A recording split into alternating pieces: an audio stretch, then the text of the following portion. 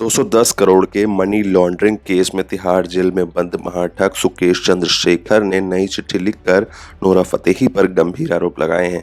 सुकेश ने कहा है कि वो और जैकलीन फर्नांडिस सीरियस रिलेशनशिप में थे, जिसे देखकर नोरा फतेही काफी जलती थीं। सुकेश ने चिट्ठी में लिखा है कि नोरा नहीं चाहती थी कि मैं और जैकलीन साथ रहें।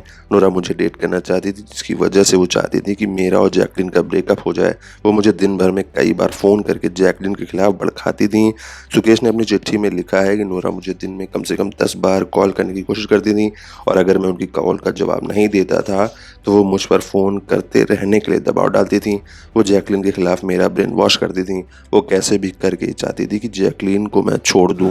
महाटक सुकेश का ये स्टेटमेंट नोरा फतेही के दिल्ली की पटियाला हाउस कोर्ट में दिए गए बयान के बाद आया है। उस समय नोरा ने सुकेश चंद्रशेखर पर आरोप लगाते हुए कहा था कि वो उन्हें अपनी गर्लफ्रेंड बनाना चाहता था और इसके बदले में बड़ा घर देने को भी राजी था। नोरा ने अपने पिछले बयान में कहा था कि मुझे बताया गया कि कई एक्ट्रेसेस सुकेश के पीछे पड़ी हैं, लेकिन वो मुझे पसंद करता है।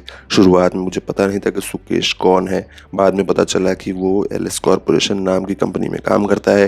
मेरा उससे कोई पर्सनल कांटेक्ट नहीं था और ना ही मेरी कभी उससे कोई बातचीत हुई।